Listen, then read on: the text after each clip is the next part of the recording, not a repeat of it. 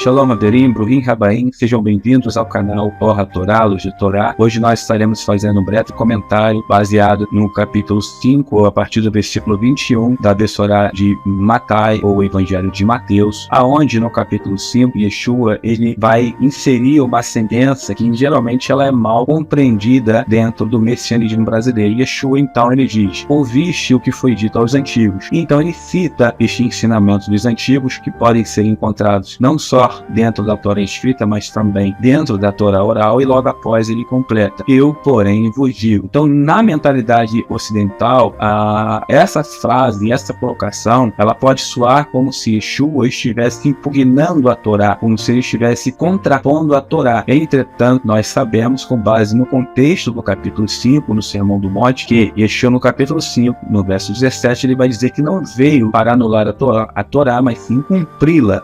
Então, o que Yeshua ele está querendo dizer com essa colocação? Qual o conceito que deve ser aplicado no capítulo 5 da Bessorá de Mateus, o Evangelho de Mateus, quando ele diz: ouviste o que foi dito aos antigos, eu, porém, vos digo. Na verdade, todo o capítulo 5 de Mateus, Yeshua ele constrói uma cerca, uma seaga, um seagim, em torno de diversos mandamentos. E isso é interessante, porque a mentalidade judaica, tanto netzarim quanto messiânica, hoje, é claro, para toda regra há exceções. Não, isso não é uma regra, existem as exceções dentro do movimento, mas geralmente a compreensão acerca de cerca dentro do movimento, decorrente de tendo em vista a variedade de materiais que circulam na internet, geralmente a visão acerca de cerca é sempre uma visão negativa, pejorativa. A pessoa entende que as cercas são para afastar o goim, o estrangeiro, de se aproximar da Torá. Geralmente as cercas, se compreende dessa forma, que as cercas são para criar dificuldade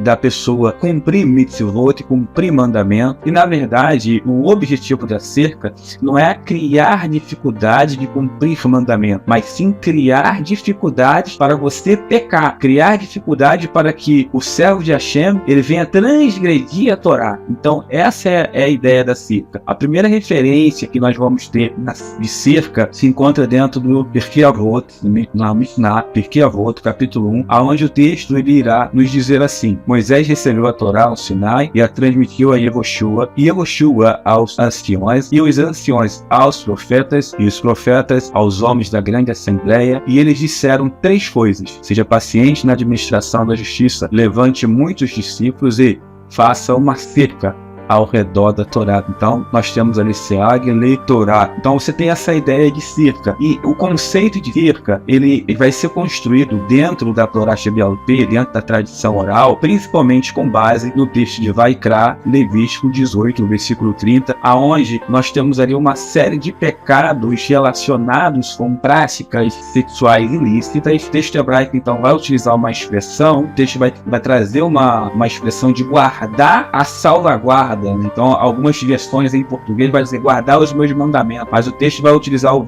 verbo chamar 2 vezes, como se fosse guardar a minha salvaguarda, ou seja, guardar os meus mandamentos. E os sábios vão interpretar que essa ênfase no conceito de guardar é justamente o conceito de cerca criado dentro da Torá. Então qual é a mentalidade dos sábios? No capítulo 18, verso 30, ele vai claro: é criar dificuldade, criar cerca para gerar dificuldade de pecar e não dificuldade de cumprir mitzvot. Então toda essa abordagem ela vai ser percebida claramente no capítulo 5 do Bessorá de Mateus, aonde, por exemplo, no capítulo 5, no versículo 21 ou 26, Yeshua constrói uma cerca em torno da mitzvah de não matarás, aconselhando-nos a não odiar. Ou seja, ele vai dizer que o odiar o irmão é como se você estivesse matando ou assassinando ele dentro do coração. Ou seja, ele vai proteger a mitzvah e ele vai criar uma circunstância aonde se torne cada vez mais difícil a pessoa consumar o ato de assassinar alguém. Por quê? Porque a ordem, na verdade, não é só você não matar, mas é você também não odiar o teu irmão. No capítulo 5, no versículo 32, ele constrói uma cerca ao redor do mandamento de não se divorciar sem dar à sua esposa uma carta de divórcio, e sugere que não se divorcie de forma alguma, exceto por causa de fornicação. Já no capítulo 5, verso 33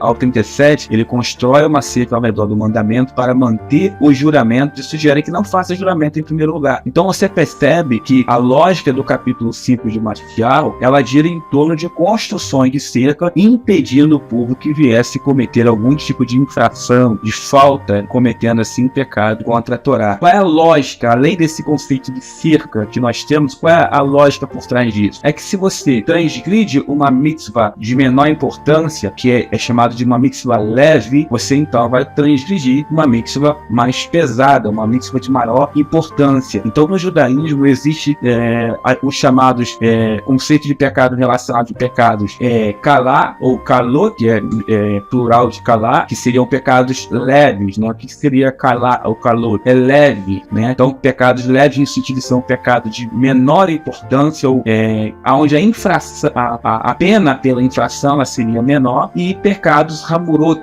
ou hamurá, que seriam pecados pesados, ou seja, aonde a sentença pela infração ela seria de maior gravidade. Então qual é a lógica do capítulo 5? Se você não consegue cumprir uma mitzvah kalá, uma coisa pequena, onde a infração ou a sentença pela infração dessa mitzvah ela é menor, o que dirá cumprir mitzvot mais pesadas, mitzvot que tem um grau de importância, e a sua sentença também ela é maior. Se você ignora coisas pequenas, obviamente você tropeçará também nas coisas maiores. Então essa é a lógica. De maneira nenhuma Yeshua no capítulo 5 ele está contrapondo a Torá. Não é de forma nenhuma no capítulo 5 Yeshua está trazendo algum tipo de ensinamento impugnando a Torá, até porque se ele estivesse fazendo tal coisa, ele não estaria sendo apto ao Messiado. O conceito de Mashiach e a expectativa judaica acerca de Mashiach era que Mashiach seria um exímio cumpridor de Torá e que guiaria o povo nessa Torá, que ensinaria o povo não só a Torá, essa Torá que eles já sabiam, mas trariam uma revelação muito mais abundante, muito mais surpreendente acerca da Torá, que seria uma Torá espiritual. Espero que os irmãos que nos acompanham no canal tenham compreendido. Não deixe de curtir, se inscrever e compartilhar os nossos materiais. Então, um forte abraço para vocês. Até o próximo material. Shalom, shalom.